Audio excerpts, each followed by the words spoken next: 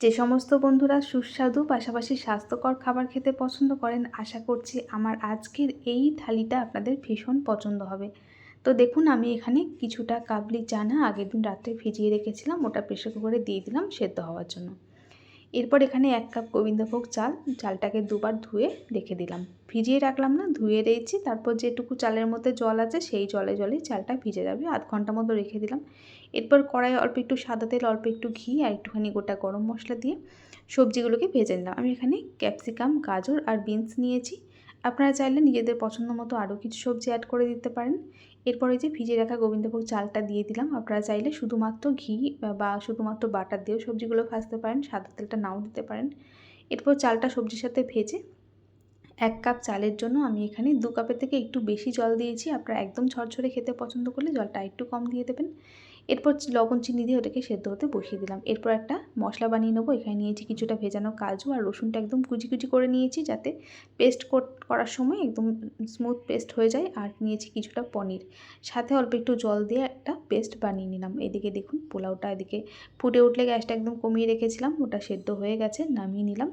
এরপর অল্প একটু সর্ষের তেল দিয়ে তাতে দিয়ে দিলাম পেঁয়াজ কুচি। আপনারা চাইলে তেলের পরিমাণ আরও একদম কমিয়ে দিতে পারেন বা এখানে তেলের পরিবর্তে বাটারও দিতে পারেন।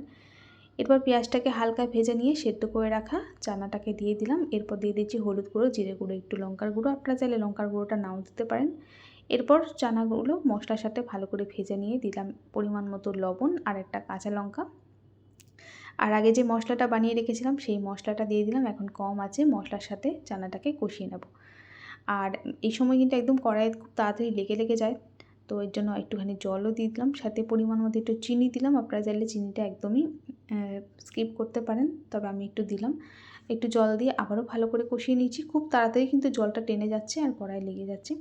তো ভালো করে কষিয়ে নেওয়ার পর পরিমাণ বুঝে জল দিয়ে দিলাম। এখন ঢাকনা দিয়ে ঢেকে আঁচ কমিয়ে ওই 7-8 মিনিট মতো রান্না করে নিয়েছি। গ্রেভিটা নিজেদের পছন্দ মতো রেখে নেবেন, চাইলে একটু বাড়িয়ে দিতে পারেন। আর দিয়ে দিলাম এখানে কিছুটা বাটার, ড্রাই রোস্ট করে রাখা কাসুরি মেথি আর একটু গরম মশলা দিয়েছি। তো গরম মশলাটা যখন প্রথমবার দিয়েছিলাম তখন ক্যামেরা অন করতে ভুলে গেছি, তাই একবার দেখিয়ে দিলাম। তো তৈরি হয়ে গেছে আমাদের চানা। এটা রুটি, পরোটা বা পোলাও সব কিছুর সাথে খেতে কিন্তু ভীষণ ভালো লাগে। এরপর বানাচ্ছি সোয়াবিন ভাজা। সোয়াবিন সেদ্ধ করে নিয়েছিলাম, তাতে একটু লবণ, হলুদ আর একটুখানি আখের গুড় মাখিয়ে নিলাম। এরপর অল্প তেলের মধ্যে কিন্তু সোয়াবিনগুলো ভেজে নেবো। সোয়াবিনগুলো দেওয়ার পর দিয়ে দিলাম 1 মুঠো কারি পাতা। আপনারা চাইলে কারি পাতাটা নাও দিতে পারেন, তবে আমি আমার মেয়েকে কারি পাতাটা দিই এরকম সোয়াবিন ভাজার মধ্যে, তো ওই জন্য দিলাম। আর এতে করে সোয়াবিন ভাজার মধ্যে একটু কারি পাতা দিলে কিন্তু ফ্লেভারটাও বেশ ভালো আসে, তবে যার পছন্দ হবে দেবেন, পছন্দ না হলে দেবেন না। এরপর এই যে সমস্ত খাবার তো রেডি হয়ে গেছে, থালায় সাজিয়ে নিলাম, সাথে একটা ডিম সেদ্ধও করে নিয়েছি।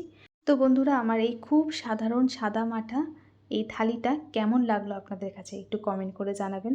তো চলুন আজকের মতো ভিডিওটা এখানে শেষ করছি। আবার দেখা হবে নতুন আরেকটা ভিডিওর সাথে। সবাই ভালো থাকবেন, সুস্থ থাকবেন। আজকের মতো টাটা।